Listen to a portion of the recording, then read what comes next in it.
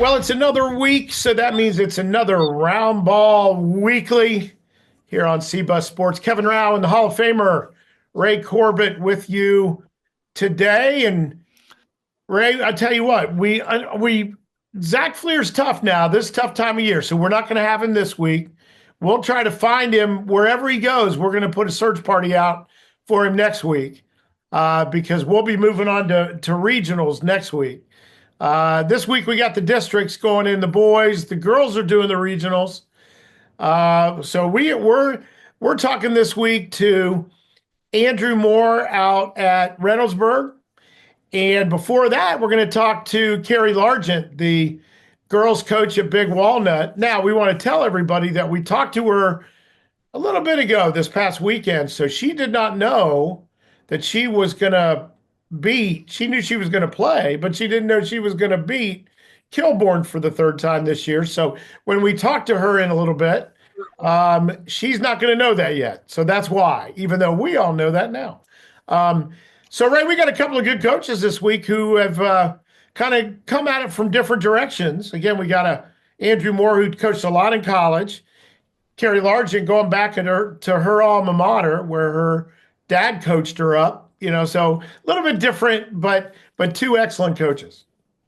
Well, the journey that Coach Moore is going through throughout his career. I mean, here he is, 50 years old, he said, when he moved into Reynoldsburg, and 25 years, variety of places throughout the country. For those people who are sitting there, you look at the coaches at the D1 level, D2, those coaches who are making the big bucks, glamorous positions, the Rick Pitino's and such. And for every one of those, you have about 20 Coach Moores. Yeah. And I remember thinking about it when I was a young assistant coach at Worley High School. We had tremendous talent, and we were making connections with some of the greater programs in the country. I mean, we had Louisville, UNLV, Ohio State, the Big Ten.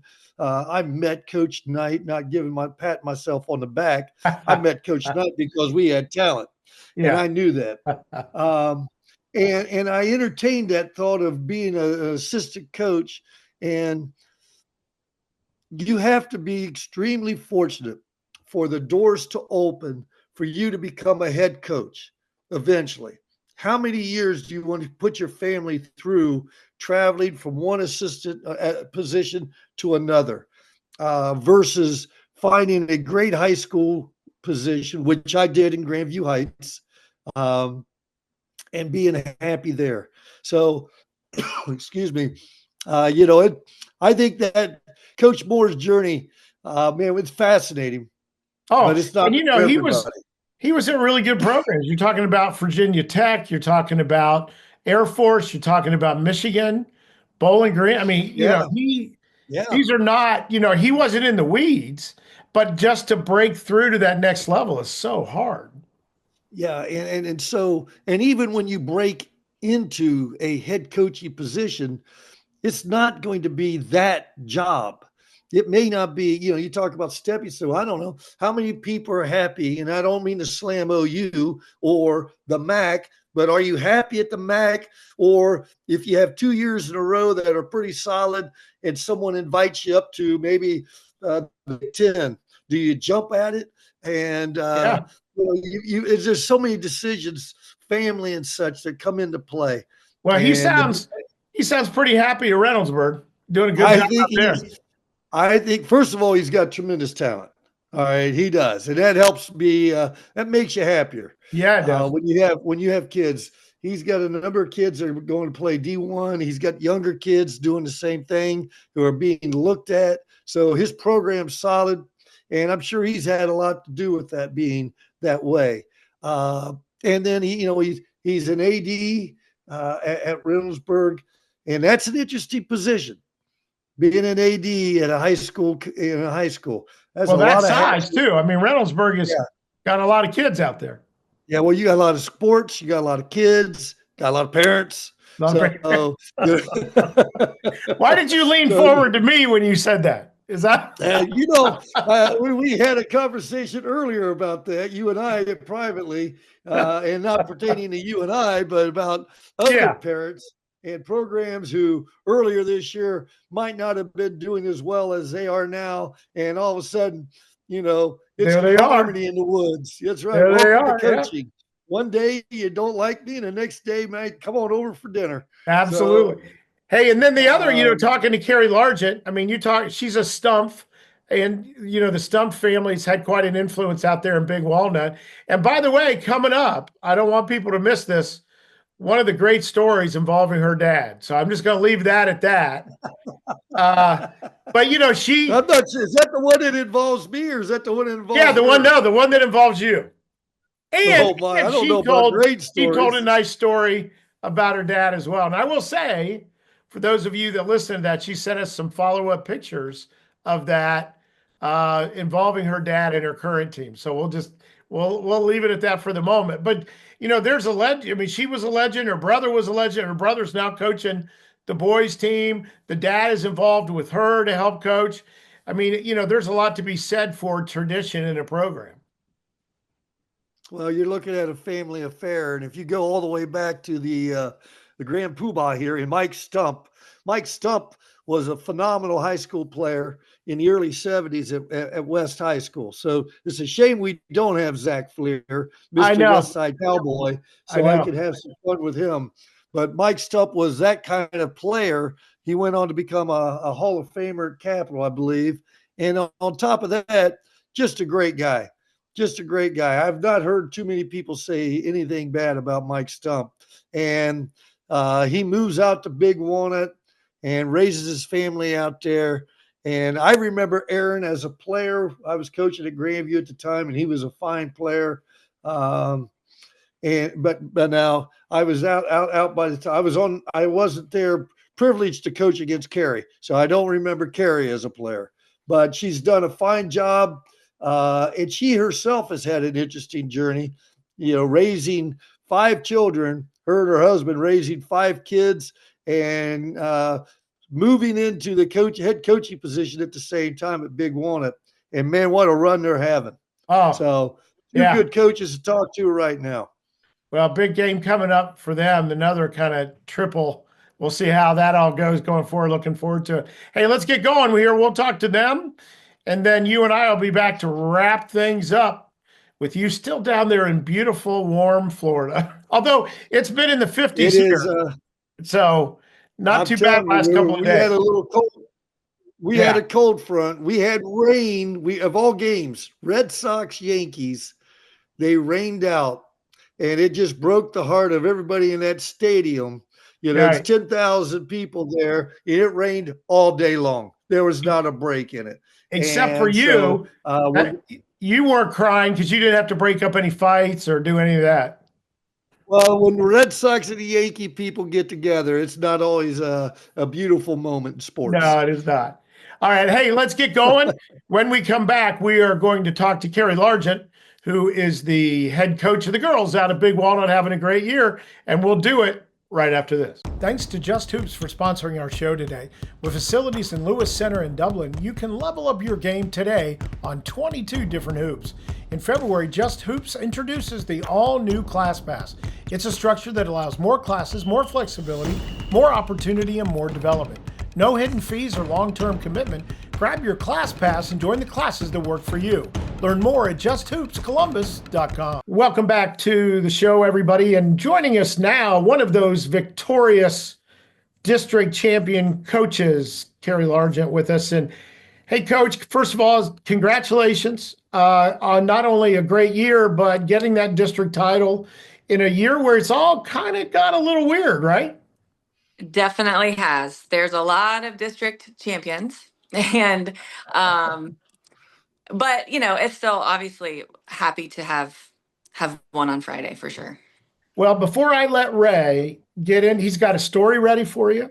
Okay. And he's got a bunch of hard-hitting questions. Not really.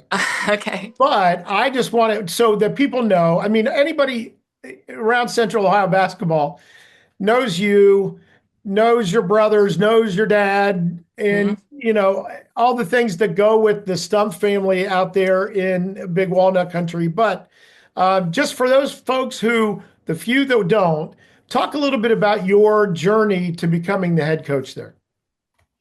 Well, grew up, my mom went to Big Walnut. Then we went to Big Walnut and graduated. My brothers and I played there, played for my dad, who was my coach. Um, Graduated from there. And my dad was a Hall of Famer. I think he even still has the points and rebounds record all time there. So he's well known around Central Ohio. So many people, I'll be out and they'll recognize him just from that. Um, and then went on to play basketball at Kent State and also the College of Charleston in South Carolina. Where my daughter-in-law went to school. I know a lot about that. Really? Yeah, yeah. Yep. It is one of my favorite cities. If you have not been there, you must go. Yeah. I feel like when I went to school there, it was a little bit more of a hidden treasure. And now I think the word's out, so it's a little bit more popular of a place to visit, but it's just so charming and I just love the weather. Um, so after college, I was in I was an assistant coach at Worthington Christian in Bexley. Um, but also was in business. So I am not a teacher by trade. So I went into business development and marketing, and the two did not really mesh very well because I was leaving early as a young executive, or low on the totem pole, trying to get out of work at 3:30, 4 o'clock to go meet buses. So after a few years of coaching, I kind of hung that up because I was pursuing my career in business. And then uh, got married, had several kids. I have five. Um, and after when Remy started getting older, we got into basketball, coaching AAU, and whatnot. Um, then a few years ago, this was my third year at Big Walnut, the opportunity arose where they were kind of in a bind. They needed a coach. One was let go, midsummer of one year. And I was actually on the committee to try to help find a coach because it was very important to me. I had a daughter coming up through the program, and I love Big Walnut. I love the community. My kids go to Big Walnut now. Um, and in our search, we were coming up empty-handed. And our athletic director said, "Have you thought about coaching?" And I said, "No, not really. Not at this point in my life." I had an 18-month-old. But then I really started thinking about it and talked to my husband, and my husband was on board, which is the most important one. Uh, because he is definitely Mr. Mom to the kids. So that's kind of how it came about, getting back into Big Walnut, and couldn't be happier to be back in the community. Born, raised, so much history. Just I love the school, and so the fact that I get the opportunity to coach these girls is really, really special. And I take it as a huge responsibility and honor. I always say to be in their sphere of influence.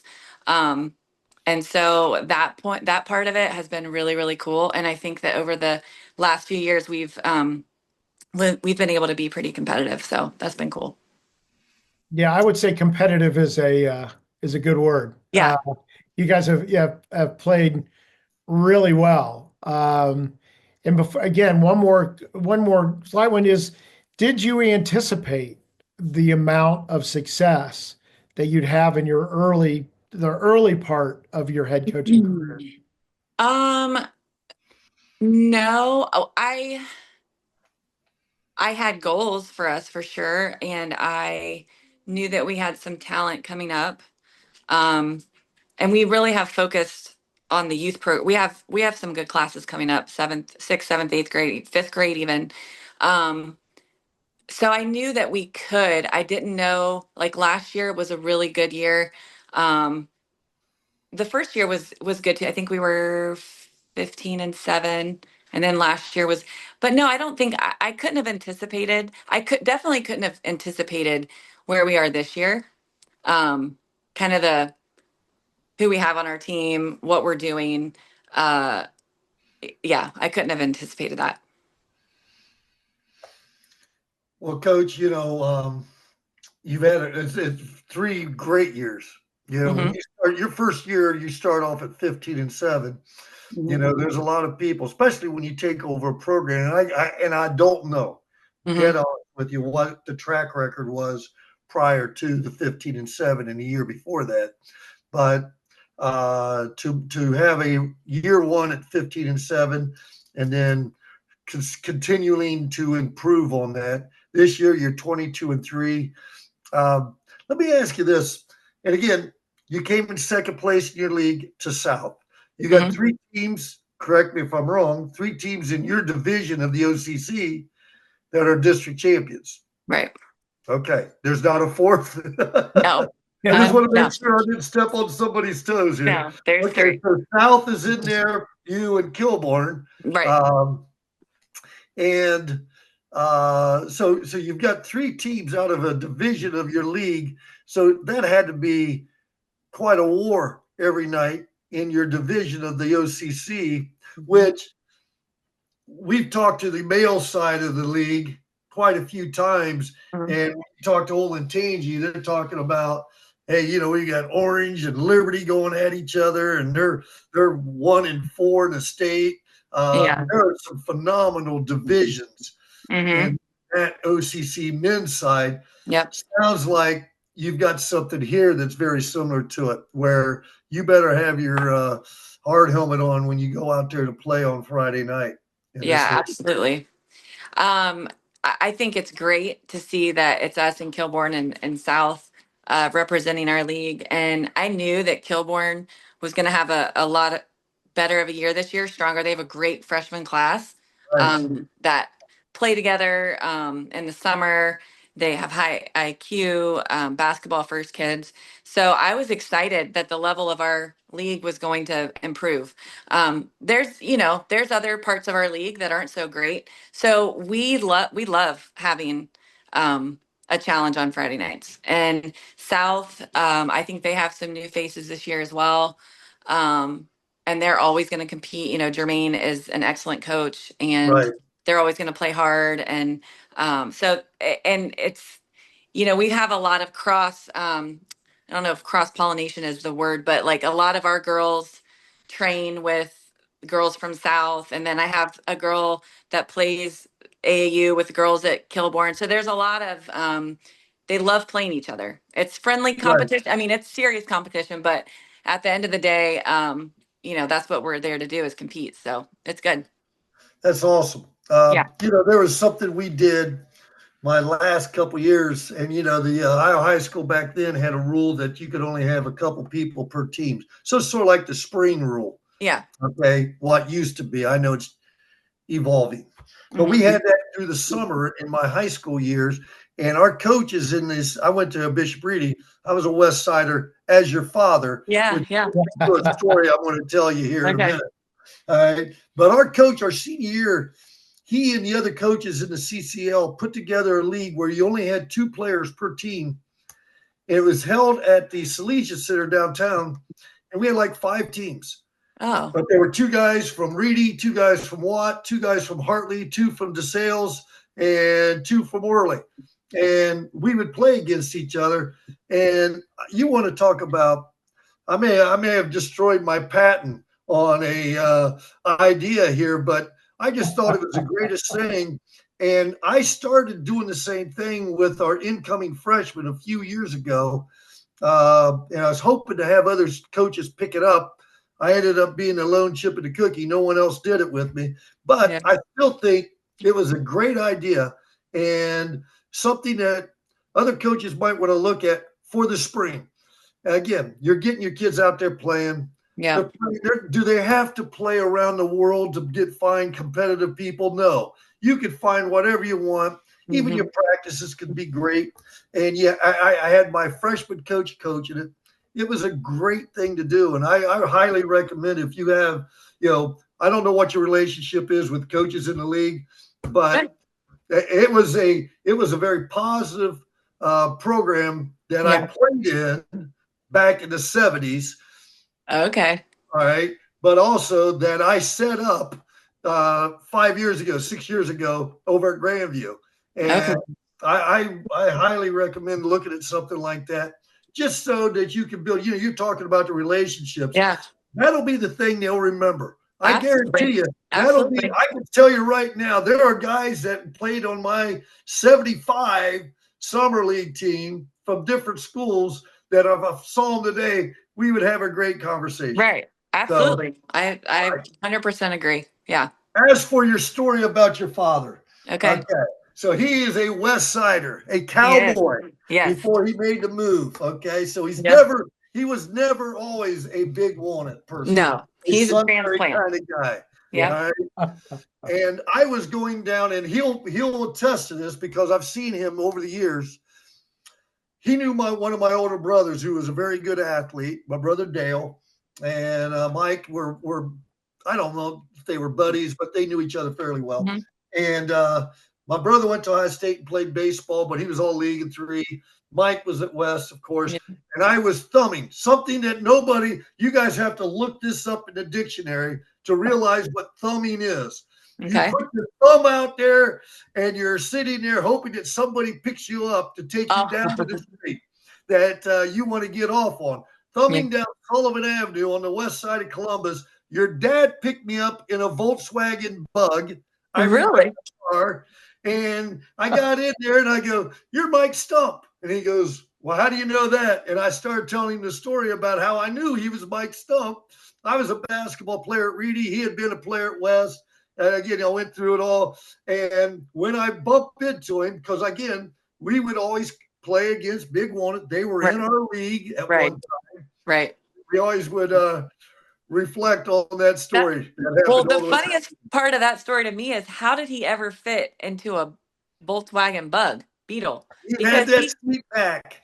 That seat was far back. Oh my gosh! Because when I pick him up today in my minivan, it's like stuffing him into a sardine. Yeah, so there's your human interest story. Yeah. I'm gonna have to ask him about that. Well, he's always been a really kind person, so I'm not surprised that he picked you up. But now, and Carey, on your staff, I mean, he's worked with you now and worked with your team. Yeah. How does that go? What's the relationship like going back out onto the floor? What's the relationship like? Yeah, with the two of you both coaching. Yeah. Yeah. So he's so he volunteers and he's I don't want to say he's a consultant. It's like he comes to every practice and he coaches in practice, but he doesn't get involved in like a lot of the film study or any like the technical stuff and scouting reports and whatever. But he's like kind of on the court, on the bench. He's always there, like very supportive. Like we text a lot about things, ideas. And then tonight, like it's funny that he's being brought up because after practice tonight, he said, girls, they all call him Papa. They don't call him Coach Mike or Coach Stump. It's Papa. And he said, girls, go over there in the corner. Papa's got some stuff to give you.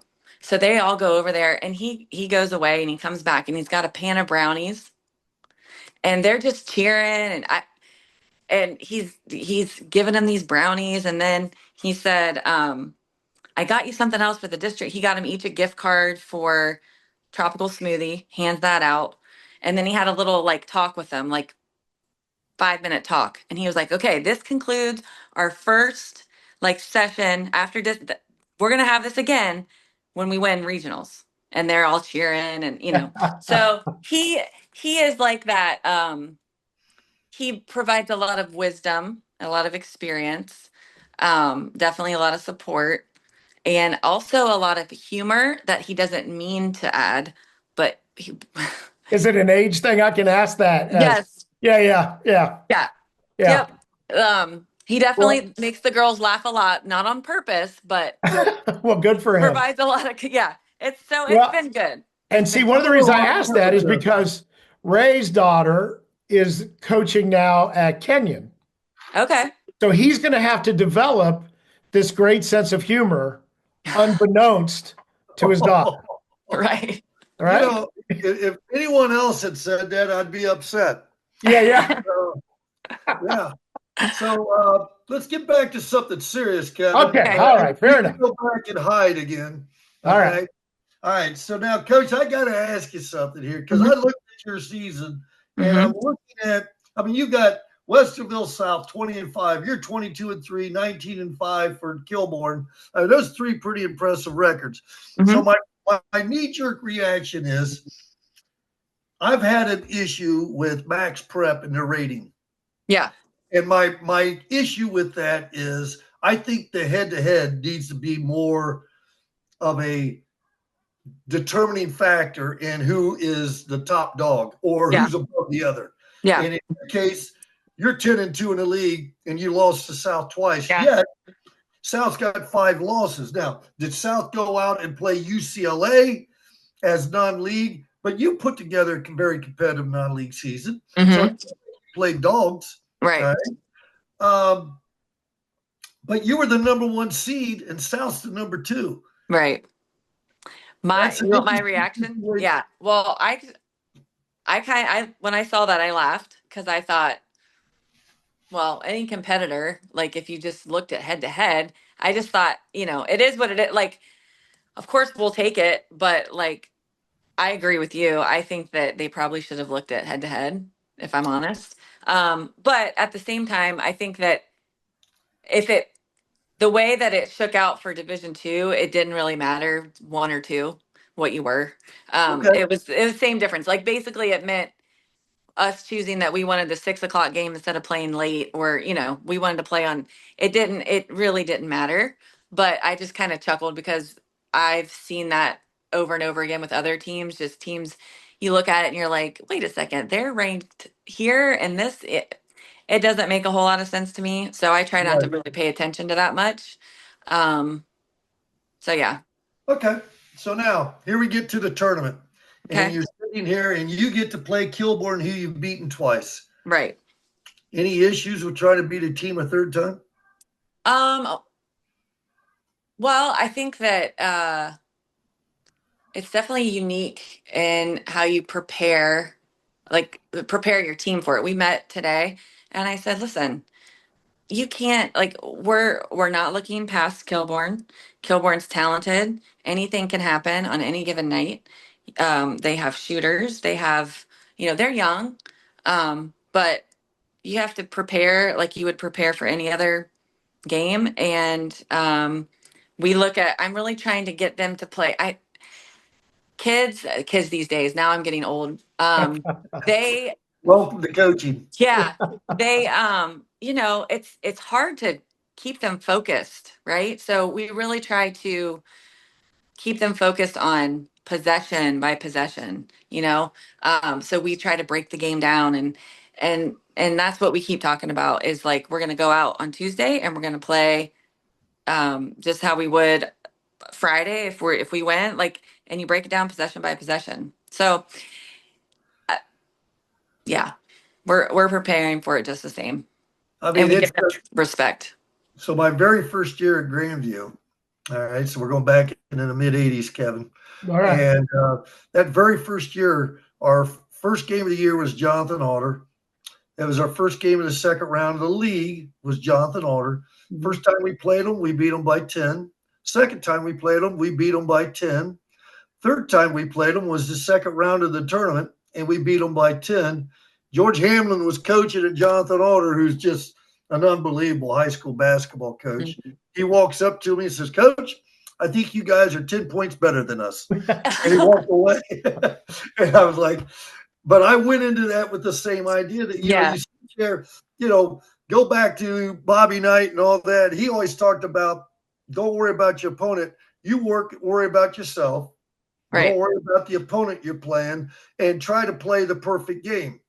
If you play a perfect game, if you strive to be perfect, you don't have to worry about who you're playing. If you block out, every time, 100% block out, take care of the ball, take good shots, you execute, do all those things. Your opponent, it doesn't matter who you play. Right. And so I always thought that was pretty good advice. He won a few games. But now, here we go. You get by them. Mm-hmm. And somebody else gets by their game. it now becomes you on the flip side. I Yep. just think this is interesting as Right. all get out. You're on the other side of it, and now you're going to try. And your 2 games with them have been nail biters, according to the Yeah. scores. Yeah. You know, Yeah. and I know you don't want to jump ahead, Right. but man, I'd be excited with a third chance at that. Absolutely. I mean, that's obviously our goal. Um, yeah, I mean, those 2 games, there was a lot to be learned from those games, which I'm glad for. The tough lessons, but I've thought, okay, um, if we had to lose those 2 games to learn the lessons that we need to learn to get us to where we want to be in February, March, then it'll be worth it. Um, but yeah, we'd like to have that third matchup for sure. That'd be special. We Yeah.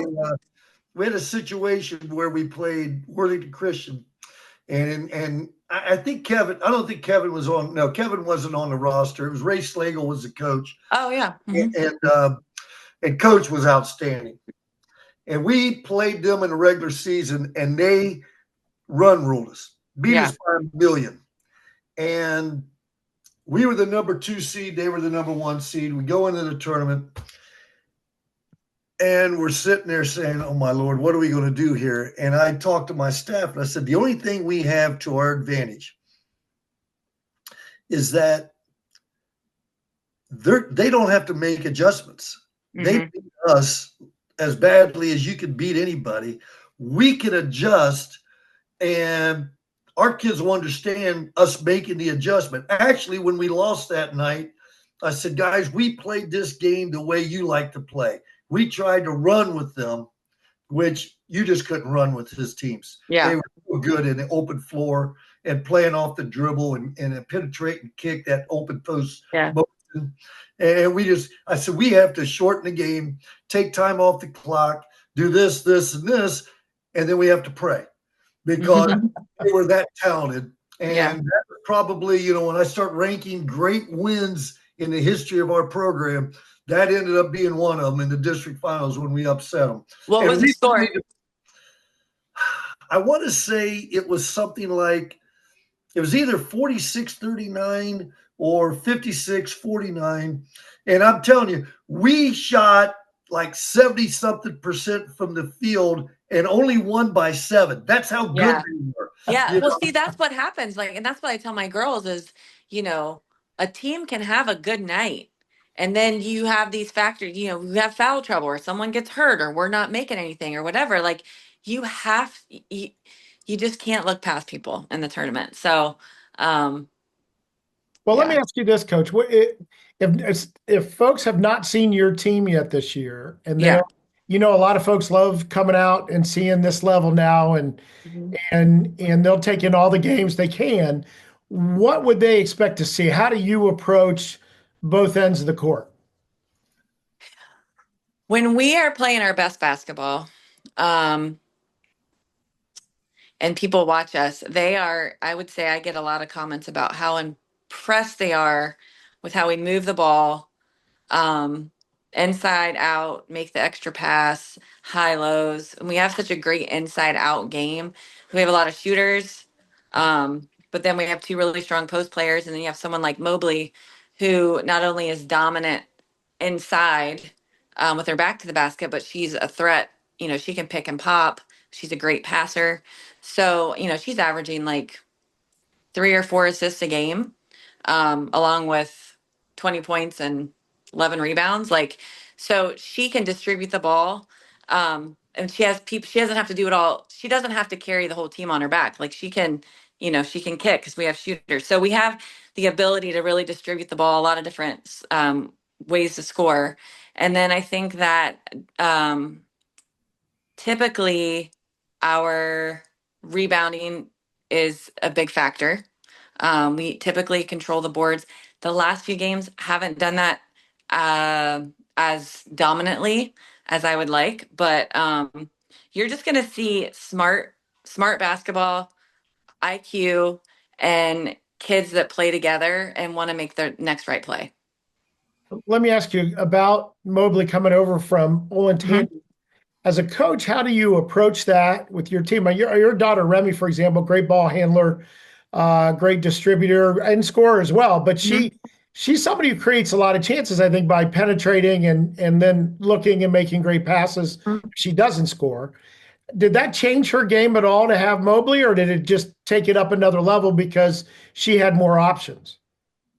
I think, no, I don't think it took anything away from her game. I think that they complement each other so well. Um, when Sid came over, I was really impressed with not only Sid, but our team and just how easy and smooth the transition was. And seamless and welcoming. There's been no animosity or jealousy or stepping on toes or anything. It's just been like our girls were like, oh, we're going to be better. Like, not, oh, she's going to take my shots or she's going to take my this or that. So they complement each other really well. And it's been a little bit of a relief for Remy because she she will get she gets face guarded, but they will quickly you just can't focus on one person. Like it's freed Remy up a little bit, and you can really strategically, you can have them on the same side or put them in a lot of screening situations or spacing the floor, and you make defenders make decisions. And so with that, they play really well off each other. I think it's only enhanced. Yeah. I looked at your schedule and I saw you got by Watterson, who's the 4th district champion earlier this year. And I happened to see Watterson earlier this year against, I think it was Circleville. And I really liked, of course, Sam's a deep coach and runs a lot of motion. And I really enjoyed watching his team. So for you to have success, because Sam's going to have his team well prepared. Oh, You yeah. know that. Absolutely. And they're playing down without their best player this year. Oh, I know. And I know, like, on paper, I think at one point we were up on them, I don't know, 15. But he is such a, like, I knew they'd have a very specific game plan. They work it to the T. They're so patient. They don't have any problem at all taking 2 minutes to run through their most pass, but to get the shot that they want. And so what's going to be really interesting is, I think, when they play South, because those are two very, very different polar opposite teams. And I'm excited to see how that shakes out, because I know he will have a game plan. And I'm excited to see how that works out. So I think they would have as good a shot as anyone to beat him, because he's a really good coach. Yeah, well, Sam's as good in person and coach as you'll ever find. I really, really like him a lot. Yeah. He's as well respected. I've known Sam forever, and again, I commented, I emailed him or texted him after I had seen his team, and I know he's down the girl from. Is she going to Ashland? Yeah. So you lose a kid that's a D2 guard. That's a huge blow. Oh, yeah. And here he is, a district champion again. Yeah. So that just speaks volumes, the kind of person and I guess kind of coach and really the program he's established there. So those are 4 great teams making it. And by the way, your Kilbourne team is going to have a young lady on that squad, Pete Walker's daughter. Yeah. That's a Swery who's a Grandview girl. Okay? Yeah. So Jill and I played. Yeah, we played AAU together for years. Oh, okay. Yeah. It all comes around. Yeah. That's good stuff. Well, they're good people. They sure are. Well, I don't want to take more of your time. You said 5 kids, and immediately I don't know how you got this much time, to be honest. They have a golf game behind us. They're wanting to play through. Yeah. I got a putter. Yeah.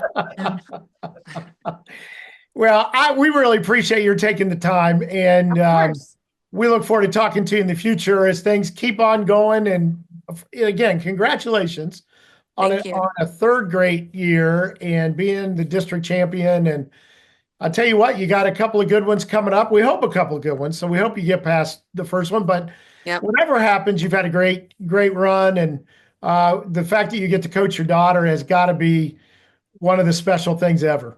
It is. It's I didn't know how that would go when I took this over. I had a year to get under my belt before she came up, and she actually, if you would ask her, because I was worried about her and how she would, not like playing for her mom, and it's been actually really positive. A few snares here and there, but really positive experience, and then to have my dad as well has also been really cool. So Yeah, you cannot. Well, and he coached his son Tommy, and you get a chance to have a couple of hours with him every day, and yep, that you wouldn't otherwise. So yeah, yeah, that's great. That's a great story all by itself. So yeah. congratulations. We look forward to having you another time, Thank you. and we will talk to you really soon. Sounds good. Thanks for thinking of me. And we're back with the show and another coach, another great coach having a great year. It's Andrew Moore out at Reynoldsburg with the boys program. And Coach, thanks for being with us. We know you've had a long day of meetings and, probably thinking about going forward in the tourney and all that stuff. So we appreciate your taking the time.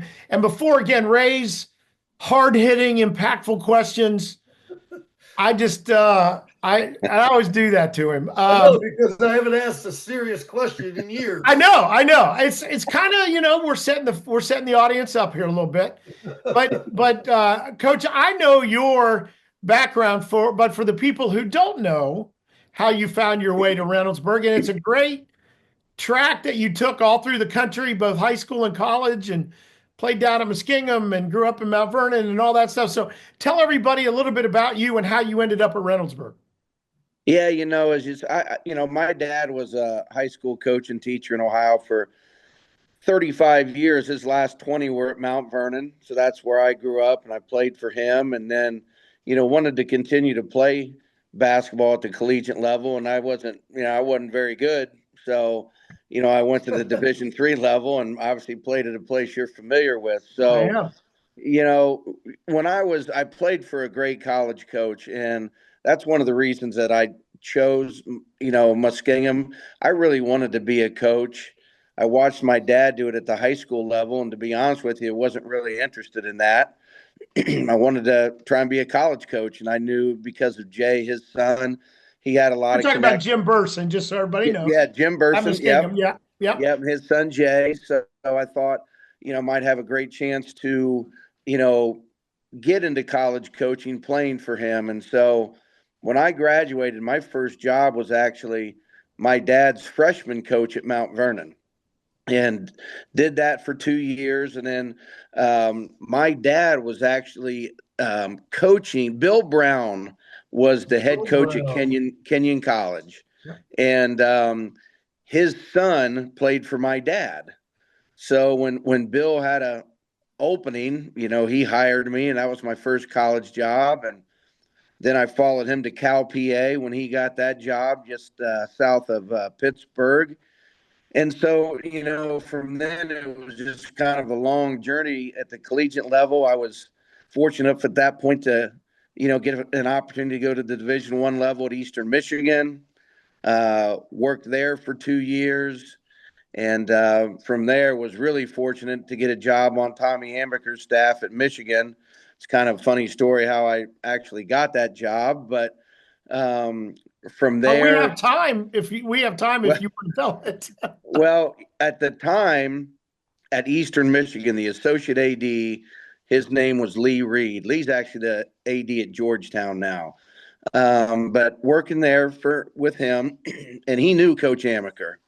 So when he got the job, I knew they knew each other. So I said, hey, would you maybe mind, making a call for me?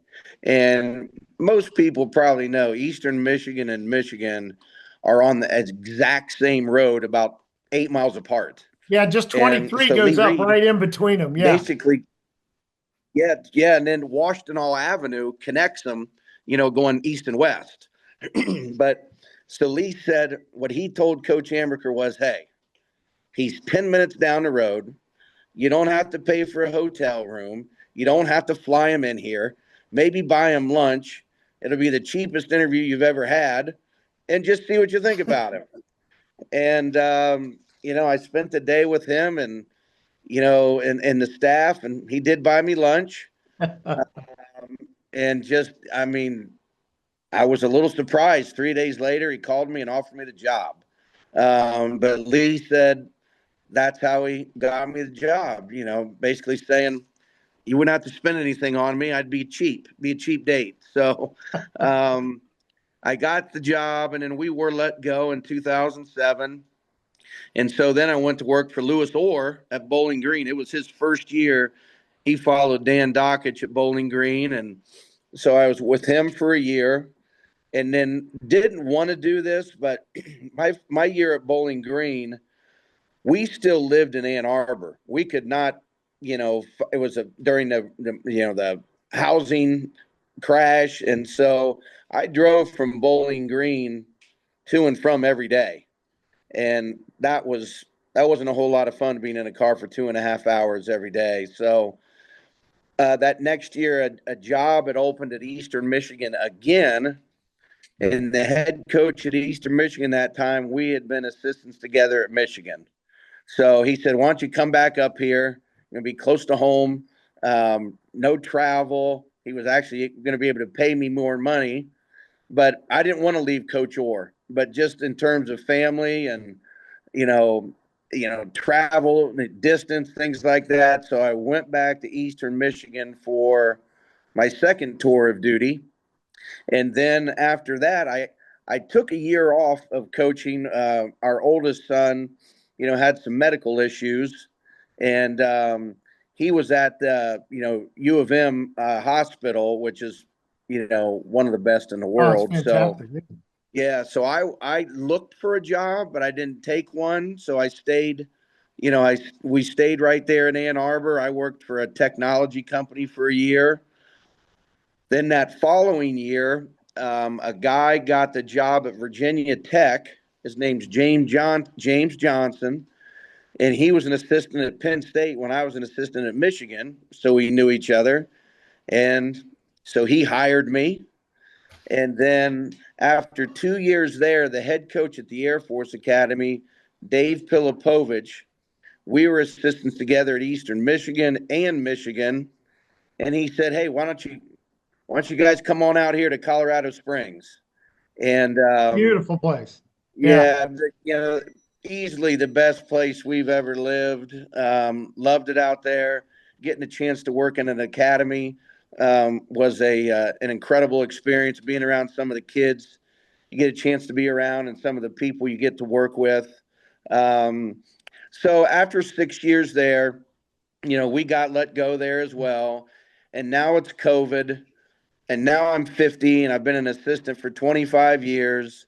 And the goal at the beginning was to be a Division I head coach. And, after doing that for 25 years, I thought maybe it's time to start reevaluating the goals. And so, being from back here, I was checking out the jobs that were available. And because, my wife's a teacher.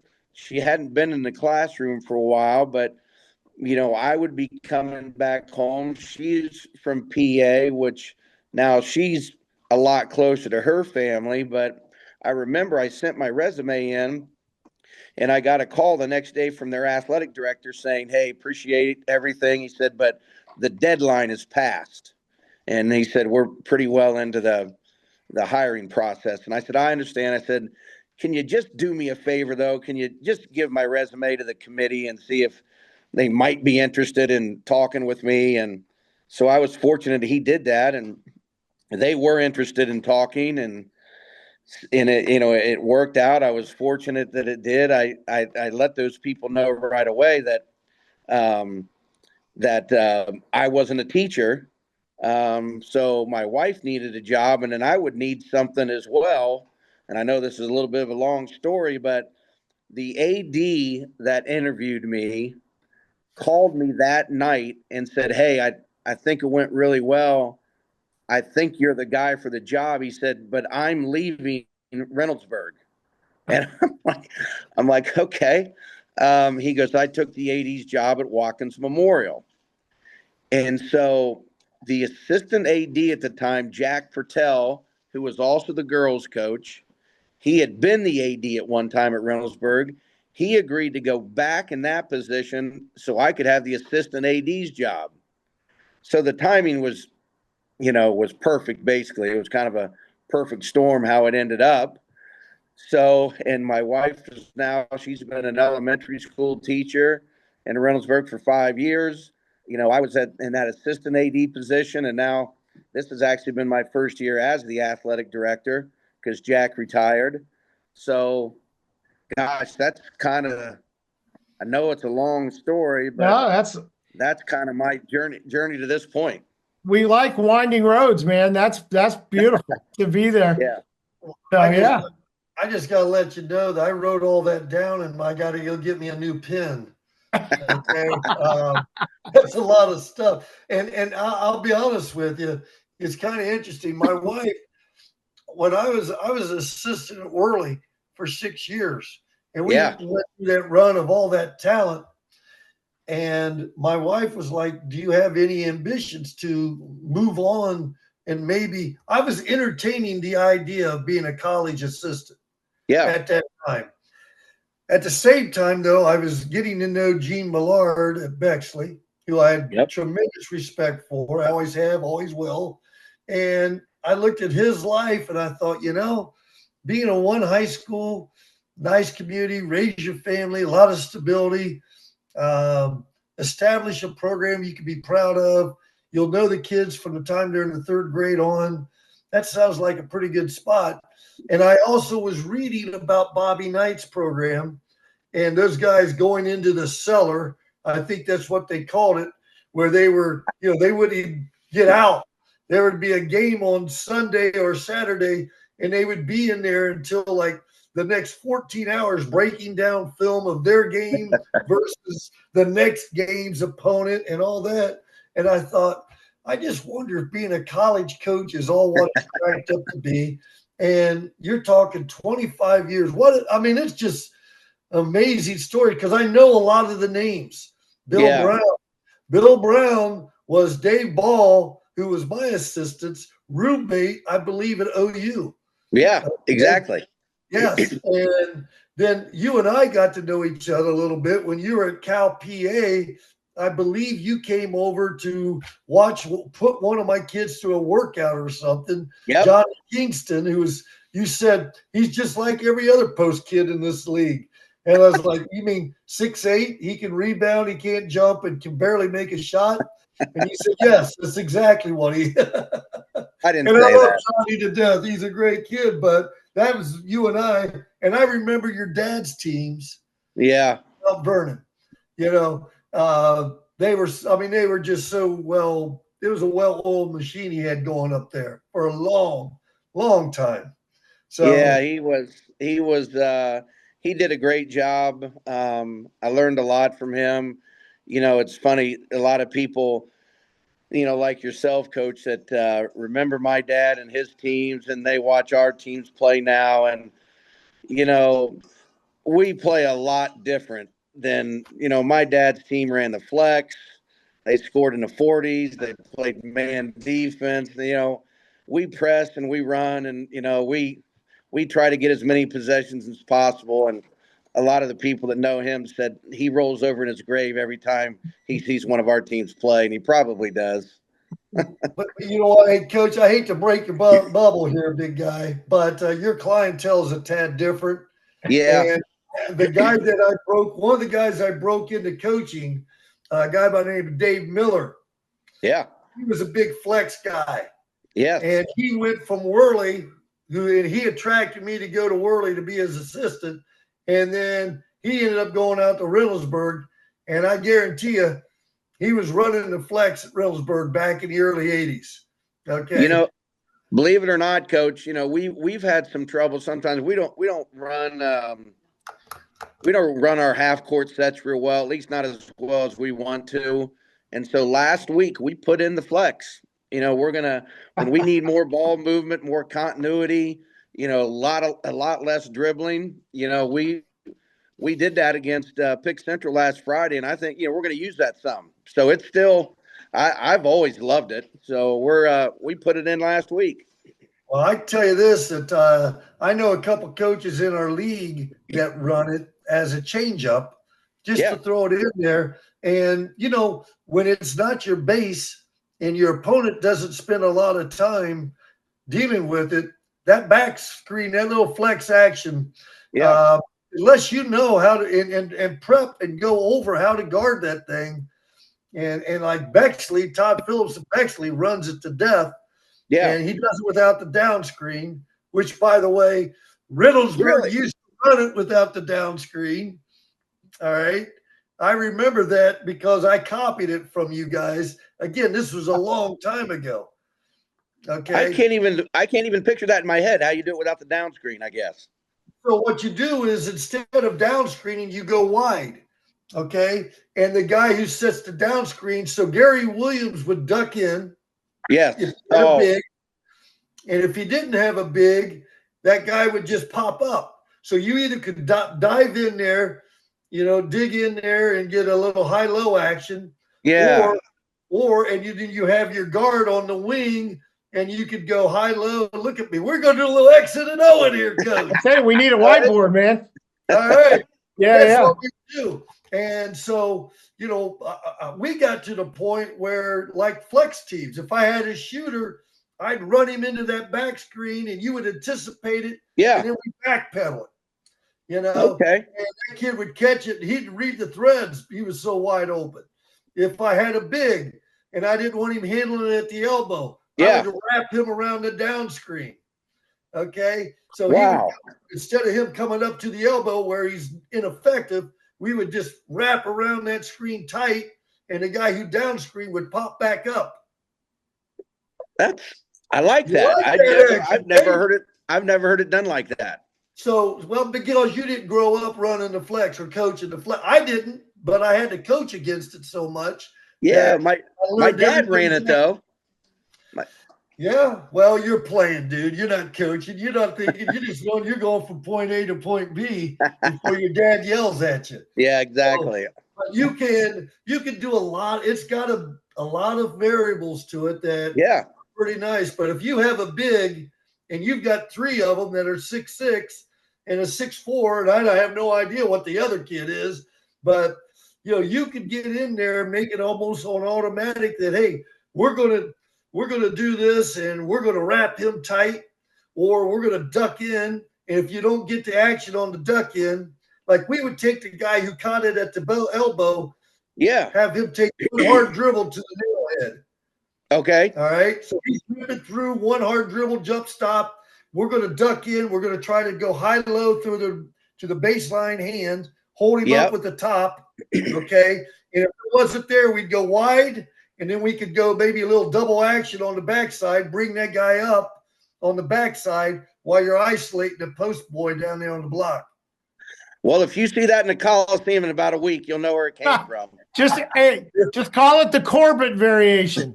I just know that offense has a lot of stuff. And the good thing about it is teams like to switch the down. Well, if you eliminate the down, there's no switching. Yeah. If they switch on the back screen, then you can run a hold.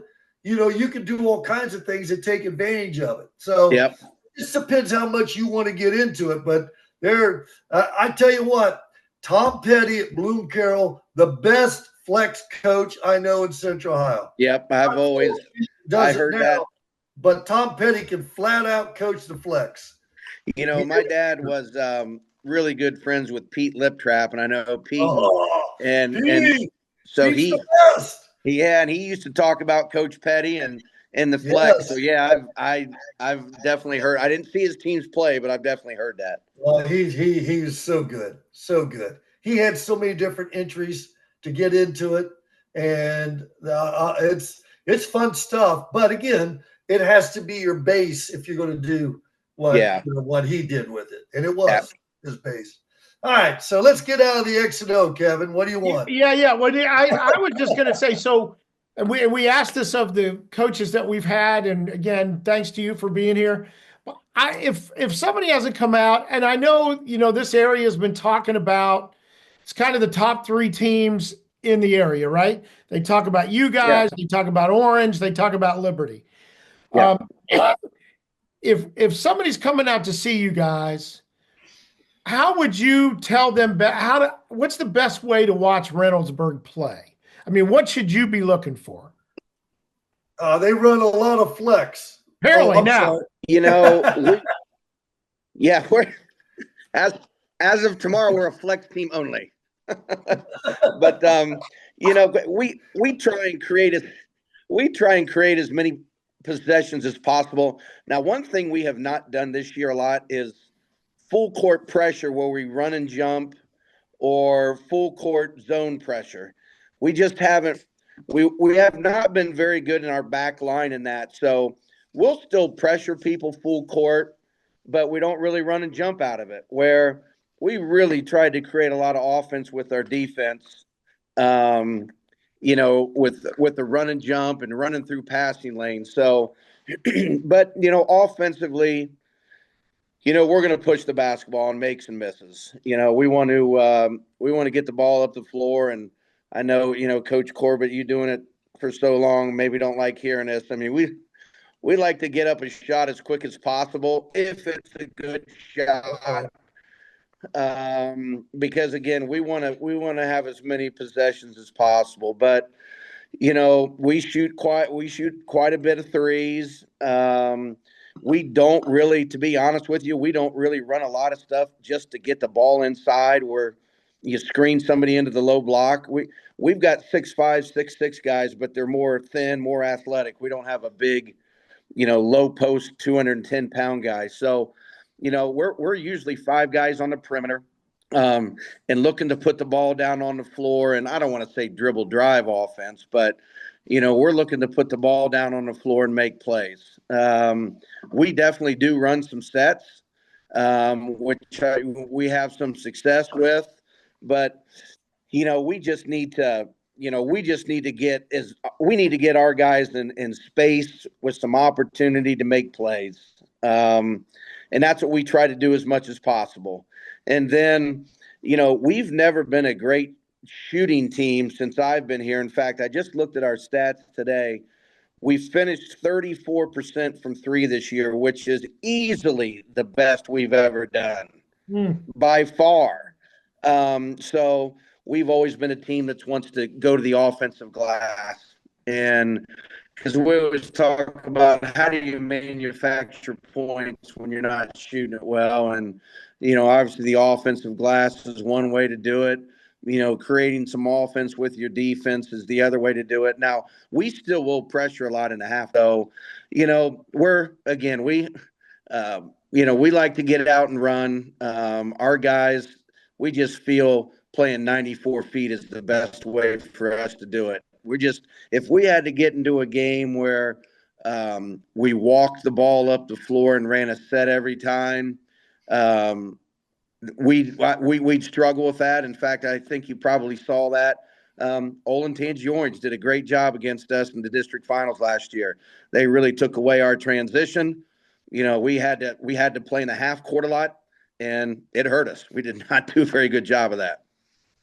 How is your college days? How have they translated to Reynoldsburg? And I'm guessing it wasn't a big change coming in terms of the kind of philosophy of how you approached it. No, as far as coaching in college? Well, coaching and then the kind of nuts and bolts that you're going to bring in terms of practice and the way you approach games and that sort of thing. Yeah, I was really fortunate, and I should have said that at the beginning. I know, Coach, you said you wrote a lot down. You only wrote a lot down because I worked for good people. I was really, really fortunate that the guys that I worked for took, invested in my future and, again, worked for good people that wanted to see me do well. But, I had a lot of different things to pull from. We'd play with Coach Boone in Eastern Michigan. We'd be pack line defense and we'd run motion offense. with Coach Amaker at Michigan, we got up and down the floor at Michigan. And we'd change up our defense a lot there to try and keep people off balance. Coach Orr at Bowling Green, he was more of a coach that liked to get in the half court and run sets. And we ran that Syracuse Jim Boeheim 2-3 zone. At Air Force, we ran the Princeton offense. And, you know, a lot of people around here say, yeah, they run the Princeton offense. And I joke around a little bit about, no, you really don't. Because I'm talking the Princeton offense going from action to action to action. Like we run a couple things that look like have Princeton concepts, but it's just the first part of the action. And then after that, it goes into something else. So I have been really fortunate to work for different styles, work for coaches that use different styles. And I've taken a little bit from all of them. You know, I would consider Coach Amaker my mentor as far as what I learned from him and just the way he does things on a daily basis, running the program. Now, obviously don't have as many worries as he does. The last coach I worked for that, you know, again, we tried to play fast at Michigan. He hated the Big Ten style back then.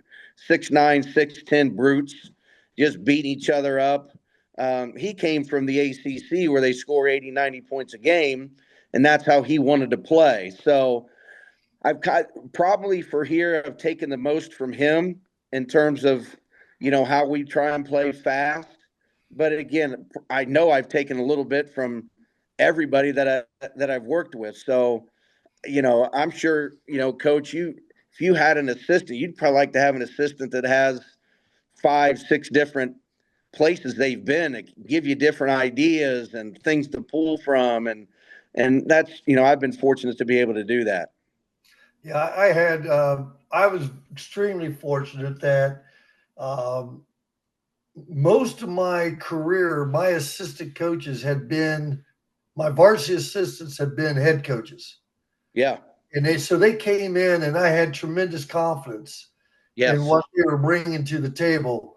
And, you know, like Wally Teeters came on board and Kevin's boy, his middle boy, played for me at that time. It was about 2006, 2007. And we went from I would have fit right in. At that time, I was an OCC coach. We were coming down, reverse, you know, get the ball exactly where we wanted. These two guys are allowed to shoot. You guys are allowed to screen. And somebody who shot the ball did that by accident. Because that's right.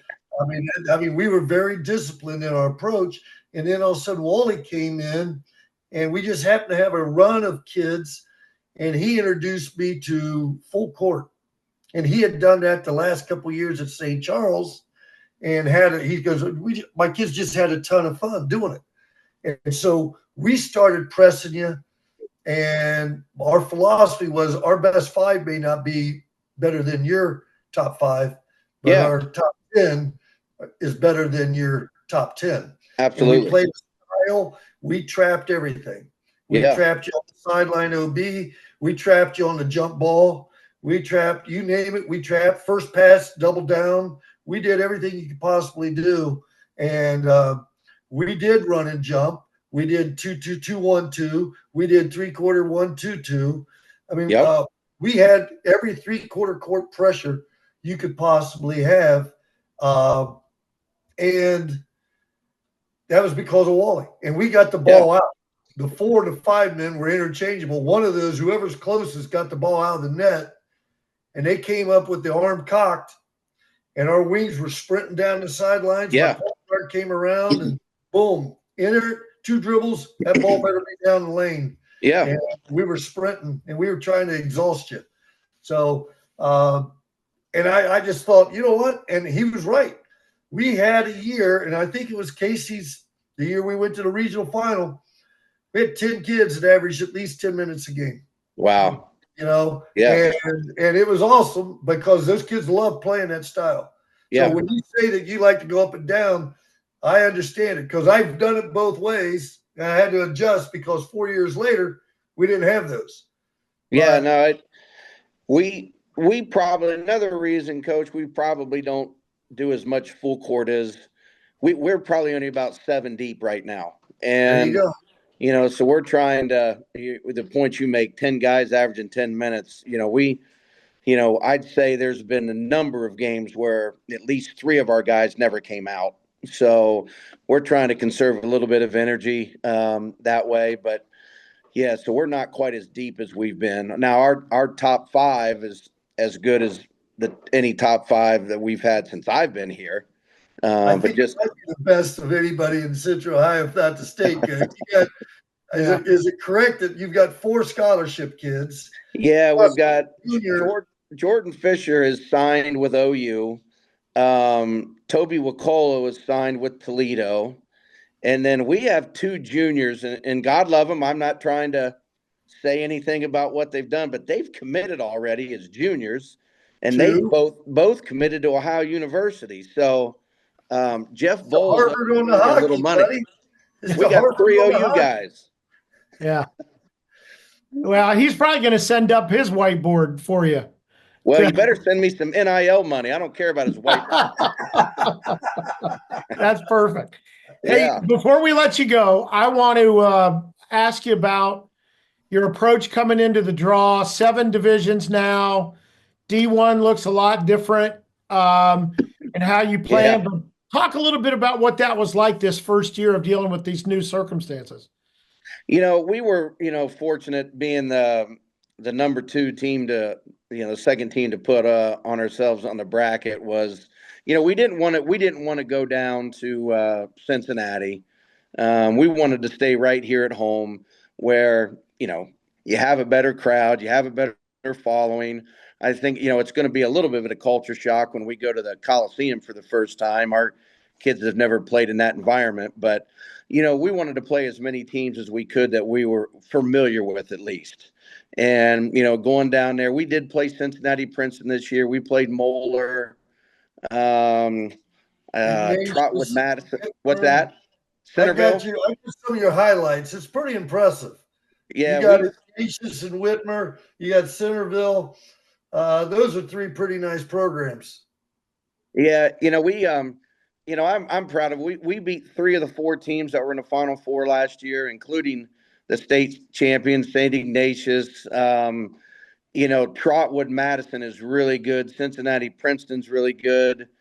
You played Newark twice. We played Akron St. V's. We played Moeller, but that was in a foundation game. We played Richmond Heights, who's won 3 or 4 state championships in a row. We wanted to challenge ourselves. Our guys wanted to play those type of games, so I'm like, heck, let's do it.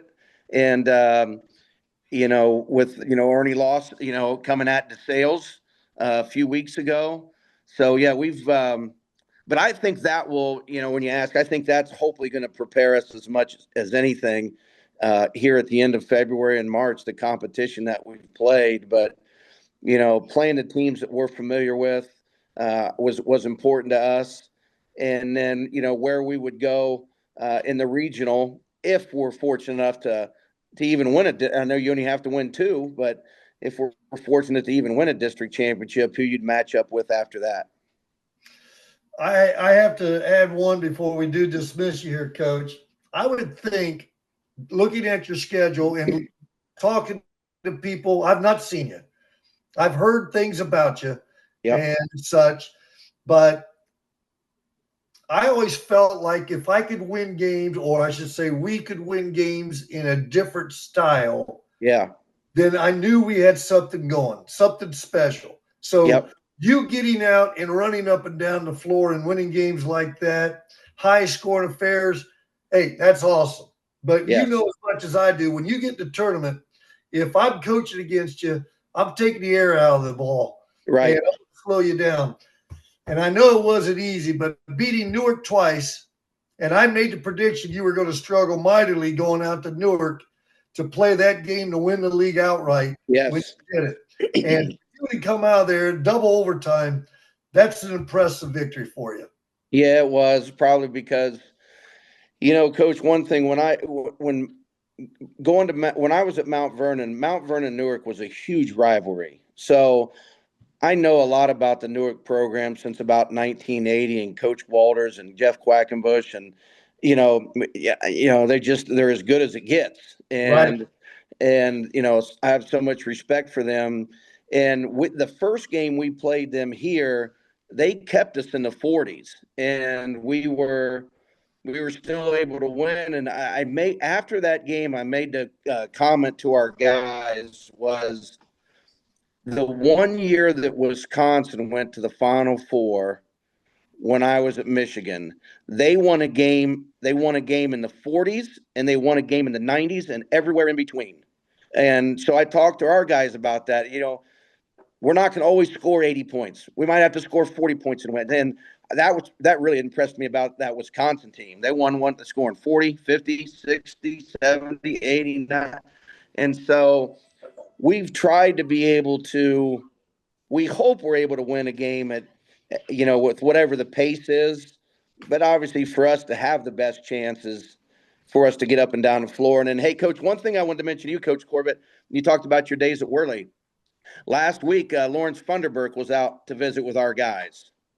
And he does some stuff now with life skills and teaching guys. Right.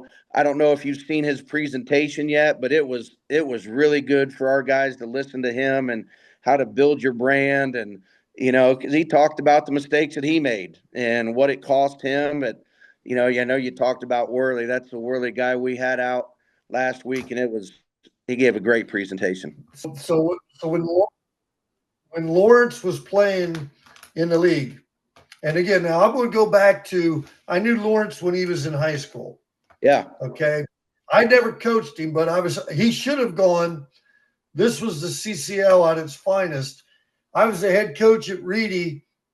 Lawrence lived in Sullivan Gardens, which was my territory.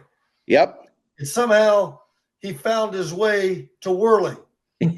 Right. And there actually was an article in the Dispatch about that. And I called my principal up and I was like, hey, how is it possible? Did you guys give him the okay to transfer without me knowing about it? Yeah. And they didn't know anything about it. But bottom line, he bypassed Worley or Reedy and went over to Worley. Yeah. So to make up for that, I had him speak at my camp. Okay. Okay. And then, believe me, some of this is true. But he came over and spoke at my camp at Grandview. And he had just done some type of martial arts workout. And again, here's Grandview. I've got all these little 4th and 5th grade kids. All right. Lawrence walks in there. He's got a black muscle man shirt on and just ripped beyond belief. He's got dark purple, like travel pants on, and I mean, he looks like just a Greek god. Yeah. Okay. And he walked in there and he was so giving in what he did.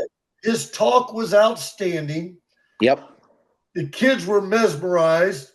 He stayed around for a half an hour to 45 minutes signing anything any kid had. Yeah. And I was just so impressed. So all the bad things I said about Lawrence, which I still say to him today when I see him. Yep.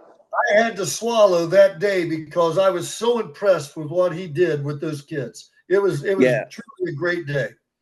It was for us too. And and he was an 89 grad. I was an 88 grad. And when we first talked about doing this, he talked about what it entailed. And there was some interactive stuff with iPads.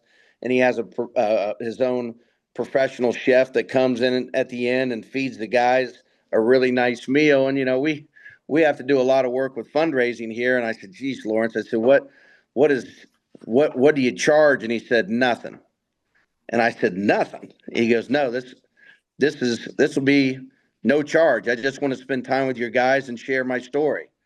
So yeah, he was a remarkable guy and gave a great presentation. That's great. That's good to hear. We could keep going, but I want to get you back to your family and planning for your next game. But thanks for taking time. And absolutely, what a great journey, what a great story. And we'll bother you down the road. Now that you're the AD, man, we're going to bother you a bunch about all kinds of stuff. Anytime, and I know when Coach Corbett texted, and I mean this, if he asks, I'm there. I just Okay. knowing Central Ohio basketball for as long as I have, and what he's done for not only the teams he's coached, but all of Central Ohio basketball, and that's it's always a pleasure for me. Anytime he would ask, you can count on me. Well, appreciate that, man, very much. My name is Jason Rice, and I'm the head coach of Carrington Lincoln. I was on CBUS Roundball weekly. It was a great time. I enjoyed it, and I would definitely love to come back, and they do a great job with interviewing questions and making it feel like it's a good time. Back for our final segment of the parade today, and we had a couple of good – we promised at the beginning, Coach, that we'd have a couple of good ones today, some great stories. I'm glad to hear that you were hitchhiking as a youth. I don't know why that warmed my heart, but Well, that made my day. I shared that story with my brother. Now, you have to understand, back then, I got a $5 allowance when I was at Bishop Reedy, all right? And I got a $5 allowance, and that was my spending money. So I could use it to take Dakota and have lunch, which covered, that's what my $5, that's $1 a day, lunch in the bus. Or I could find another way. And so being a guy, so when I got a ride down Sullivan Avenue, it was a straight shot down Sullivan Avenue. That's an east-west drive there. When I got that ride, I had to walk about maybe a quarter mile over to the school from there. And the first thing I did is I run in there, and they had donuts and chocolate milk. And that was my breakfast added on to what I had at home.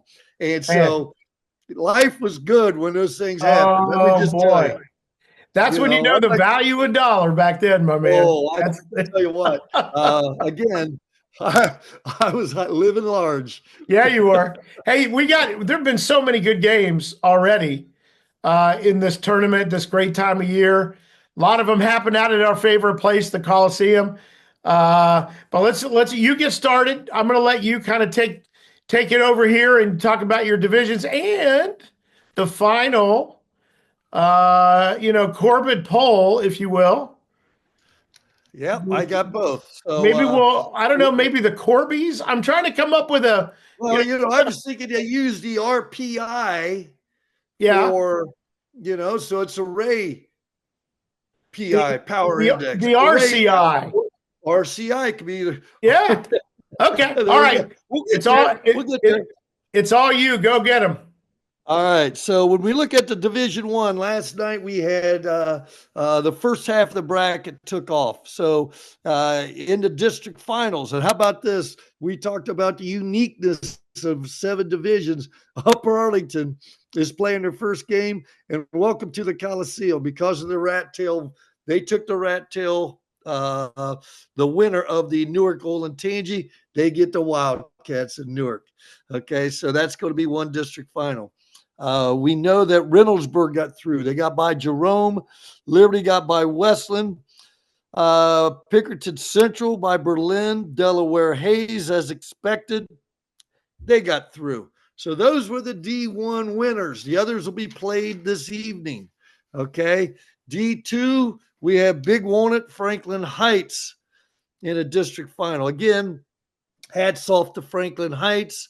They had a league change, moved into the CBL with a couple other schools, maybe more comparable to their size. But Coach Rice has got the Falcons going. They're going to be playing the number 5 seed, Big Walnut. A lot of birds going that game. Oh, the boy. Eagles versus the Falcons. Absolutely. All right.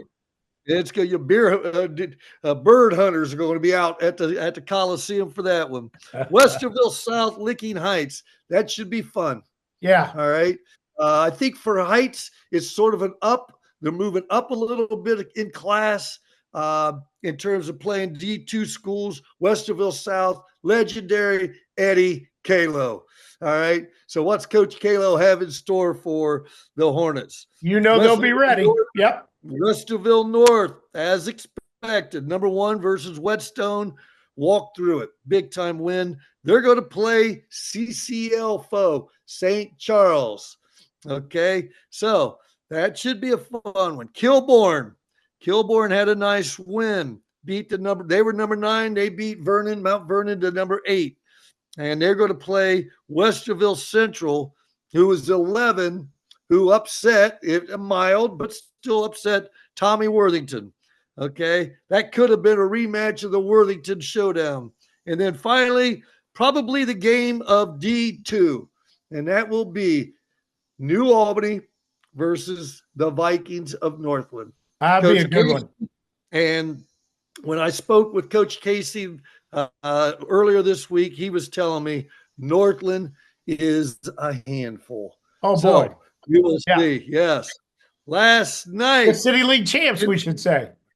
That's right. I'm sorry. We do. And, yeah. What a great win it was against Afrocentric. The Hawks of Hartley ends up pulling it out. All right. They beat Walnut Ridge, which I sort of thought Ridge would get through against Harding. They did, but they could not handle. Hartley's just solid. Balanced. Yeah, they're really good. They're a very good basketball team. But, hey, Ridge won 16 or 17 themselves. No, so, they played well against tough City League teams when they played them. Yep. The rubber match between Watterson DeSales and the Stallions. Let's see here. How many weeks ago was that? That the Stallions, I said, beware of the Stallions. Back then, they were the number 6 on Max Prep. Yeah. They may have slid up to 5, but they've really been playing well. And I just have to say something. Coach Murphy, and he and I are buds. I'm not going to hide that. And I've known him for a long, long time, almost his whole life. His team was facing some serious adversity this year. We saw them at the Battle of the 614. They lost that game. Spirits were low. And, Coach Murph knows one thing. Let's work hard. All right. Let's work hard and results will take care of themselves. There weren't a lot of happy people in the stands after that game. Credit to the administration at Stallion High for backing him up. Credit for him for, keeping the sail going in the right direction. And for those players who could have easily folded, they stuck it. They stuck with him. And look what they get, a district championship. And this is a hard-earned one. They have to beat a great DeSales team. They beat a good Granville squad as well. So good for you there, Pat Murphy and Stallions. Congratulations, big time.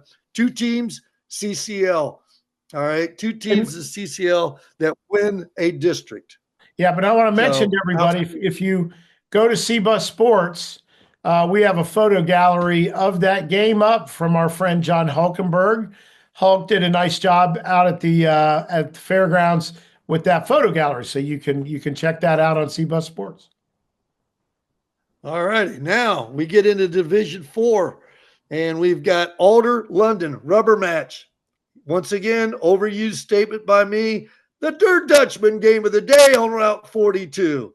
All right, Alder and the Pioneers are going to play London. That will be in Pioneer High, so you're closer to the Dutchman when you play at Pioneer High. We always look at it. That cream peanut butter pie, baby.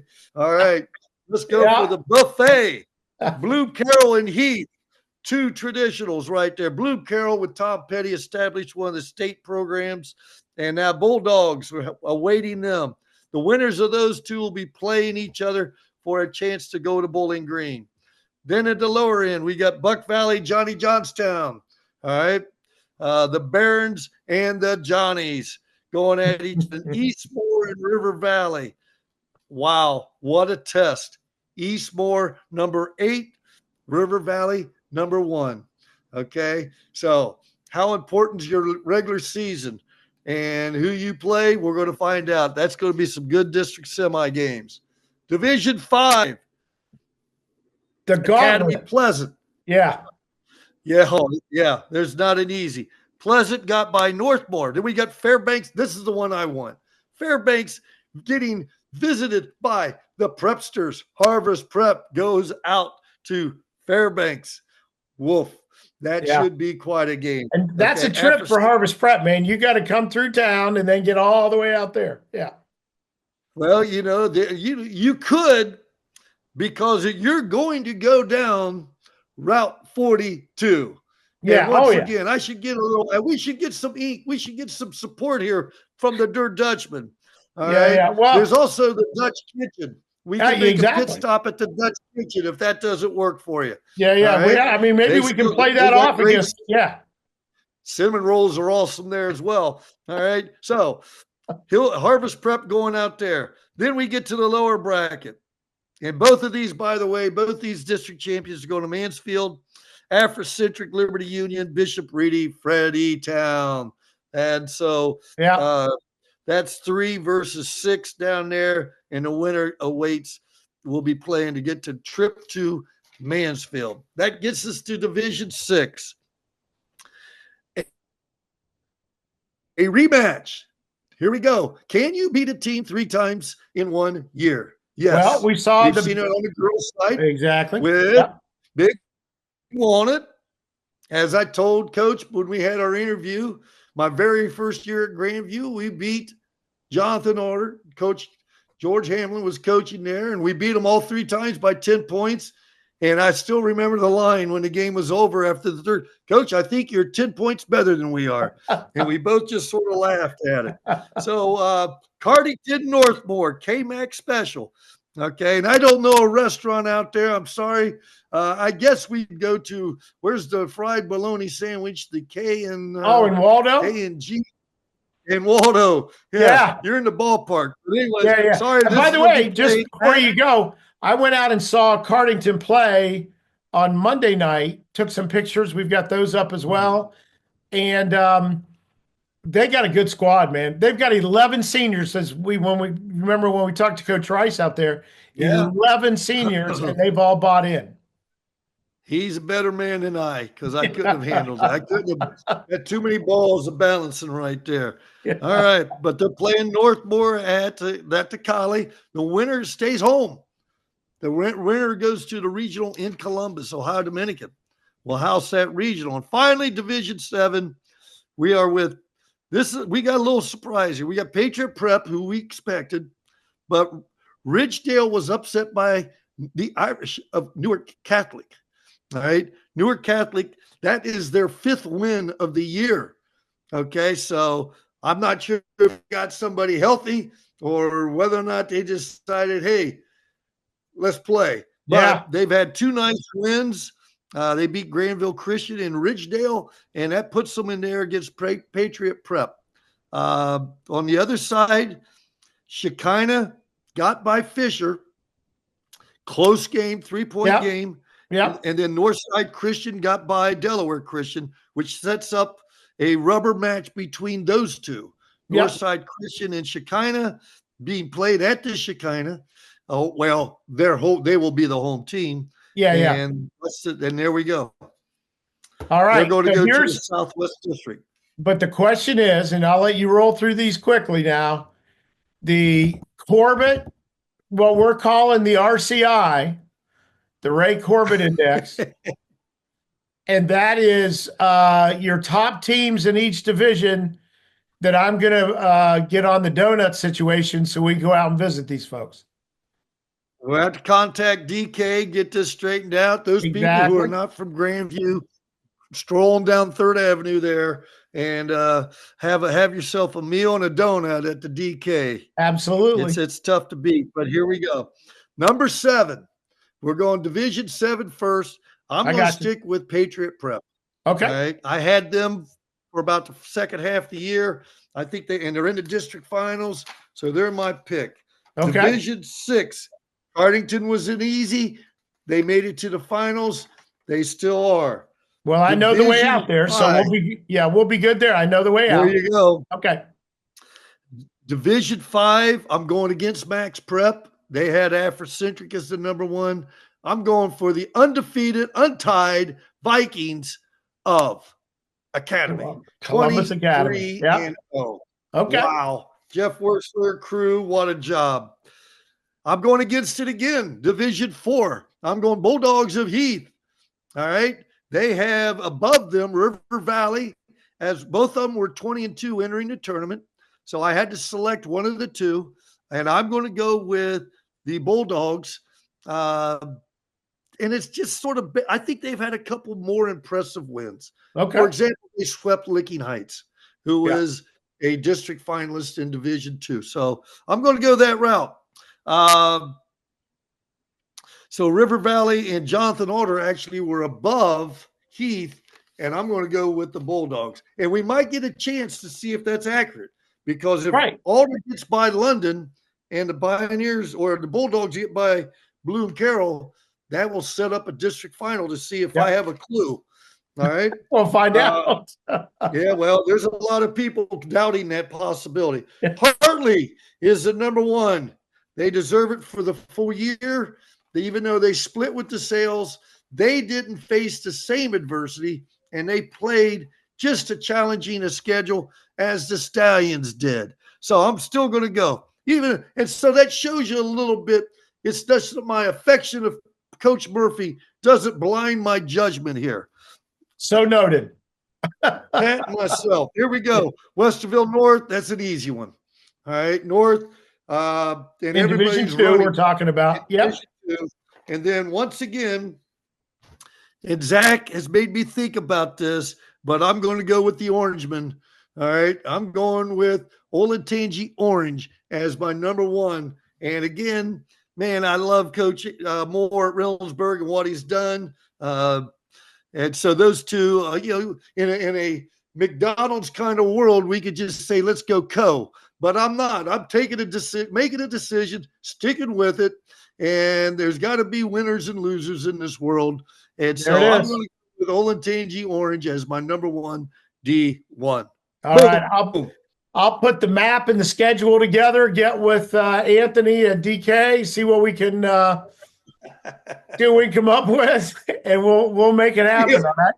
Just big. The 50 people that watch this program religiously, I mean, they have to know a lot about DK Diner. Well, that and Dear Dutchman, for crying out loud,